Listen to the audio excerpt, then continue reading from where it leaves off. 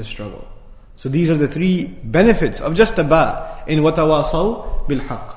The word al-haq is understood also, just the word al-haq is understood in three ways. So these were the three benefits of the ba, but now three benefits of just the word al-haq. Al-haq is understood linguistically as something you know to be true for sure, for which you don't have to be told. Something that deep inside your conscience, you just know it's true. So this implies when they counsel each other to something that their conscience already agrees with.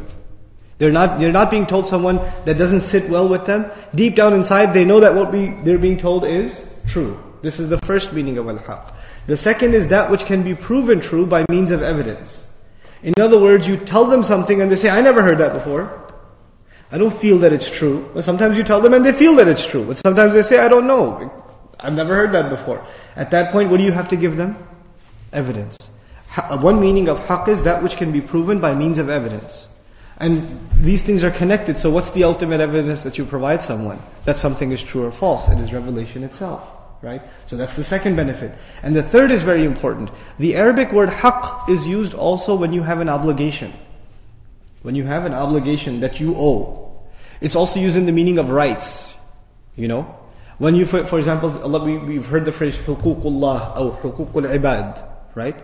These words, these phrases, or haqqan ala al-muttaqeen, as Allah says, subhanahu wa ta'ala, haqqan ala al-muttaqeen, are right, an obligatory right whose duty you must fulfill, binding upon those people who have taqwa. What this means is you counsel each other, reminding people of their responsibilities. That counsel that happens, people sometimes forego their responsibilities. They don't take care of business, basically. The essential things they must do. So tawasi bil haqq in this case can become something as simple as a husband who's not doing his job as a husband. And you tell him, look, you have responsibilities. You married this woman. She has some rights over you. This also now becomes tawasi bil haqq. Somebody's not doing justice to their parents. And now you're telling them, you have obligations to your parents. You have obligations to Allah. You have obligations that you stand before Him at the right time for prayer. Inna salata kanat ala al-mu'minina kitaban mawquta. This also becomes tawasi bil haqq, meaning an encouragement to each other to remind them of their responsibilities. So much is embedded in these three word phrase, وَتَوَاصَوْا بِالْحَقِّ, in these three words. Now let's understand how this is connected to what already came. إِلَّا الَّذِينَ آمَنُوا وَعَمِلُوا الصَّالِحَاتِ. And now this is the third item, وَتَوَاصَوْا بِالْحَقِّ. It's very simple. If you think of, most people think of good deeds as something that applies only to themselves. A good deed is I pray, I give charity, I do good, I don't use bad words, I don't do this or that or the other. I stay away from bad things and I try to do good things. In other words, people associate good deeds with things that they have to do themselves. But we have two kinds of deeds. Deeds that impact us and deeds that impact others. There are two kinds of deeds. When you make salah, who does it impact? You, yourself. When you give sadaqah, it impacts you, but it also impacts someone else. When you lie, it impacts you, but it also impacts someone else. Now the thing is, if you just worried about the good things that impact you, right?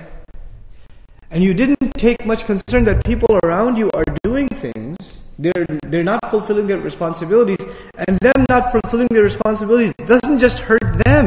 Who else does it hurt? Others also. You have an obligation to others who are being hurt. You have an obligation to speak up and stand up and say the truth. You have to do it. And this is a matter of human decency. The simplest example of this you can think of. And it really takes courage to do that. To speak up when you say somebody else might be harmed if I don't say something.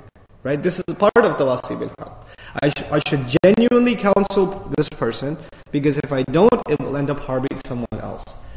You're walking down the street, a couple of kids are playing baseball in the middle of the street. And they're hitting the ball really hard and it's bouncing off of other people's cars. Is this an acceptable thing to do? No. They're damaging other people's property. So the thought crosses your mind, maybe I should tell them to stop. Maybe I should do some tawasi bil haqq. Right? You guys shouldn't do this. But then the thought crosses your mind, maybe if I tell them to stop playing baseball, I'll become the ball. They won't use the bat with the ball, they'll use it with me. I'll take a beating by opening my mouth. It's a small example. On a bigger level, it could be something in the family. Your father's doing something wrong. Your mother, your daughter, your sister, your wife, or husband, somebody's doing something wrong in the family. They're doing an injustice. They're not giving the mahar, or they're not giving the right amount in inheritance. And it's happening in front of your eyes. And you say to your inner consciousness, I should say something. I should say this is wrong. But then you think, what are the consequences? I'm gonna get yelled at. They're gonna think I'm so, arrogant. They're gonna stop talking to me. There are lots of other consequences. So whenever you start speaking about the truth, what comes to mind? These other consequences. But Allah Azza wa Jal has relieved us or removed these fears from us, because all of our fears and our worries are removed when Allah says, إِلَّا الَّذِينَ آمَنُوا. That first part. When you have iman, what happens? Who are you afraid of now? Only Allah.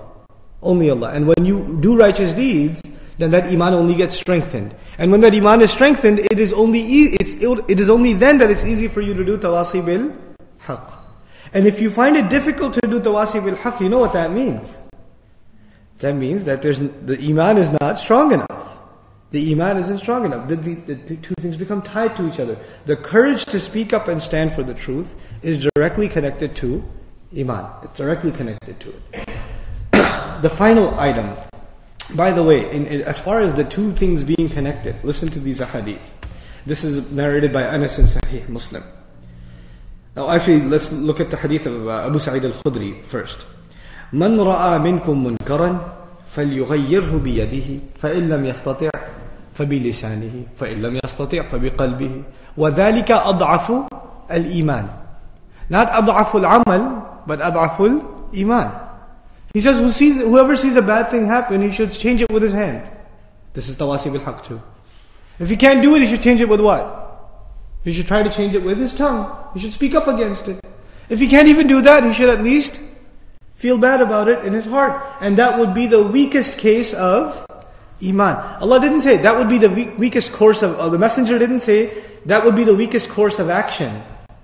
It would be the weakest faith. So He connected the idea of encouraging people to stick to the truth and to do something about being truthful. He connected that directly to iman. Just like this surah does. إِلَّا الَّذِينَ آمَنُوا وَعَمِلُوا الصَّالِحَاتِ. And then immediately, وَتَوَاصَوْا بِالْحَقِّ. The three become connected. Then the final thing in regards to this is tawasi bil haqq happens, just the use of the word tawasi, it comes from tafa'ul, which implies cooperation. So this happens within your community. This is talking about something that this conversation is happening within your community, within your family, within the circle of Muslims, within those who claim to have iman, wa alaikum salam wa rahmatullah, and do righteous deeds. So this tawasi bil haqq begins here, and then goes beyond that. So when we talk about encouraging, sharing the truth with non-Muslims or our non-Muslim neighbors and the society at large, all of that is true. But where does it begin? It begins within our own household, and that's the hardest place to begin. But this is really the place where we have to begin this tawasi bil haqq. You have to look at the injustices and the wrongs and the violations of the basic principles of iman that may be happening in your own family, and you have to speak out against them. It is much easier for me to sit behind a table and a mic and a camera and speak about these things to strangers. Much harder to speak these things in front of family. It's much, much, much harder.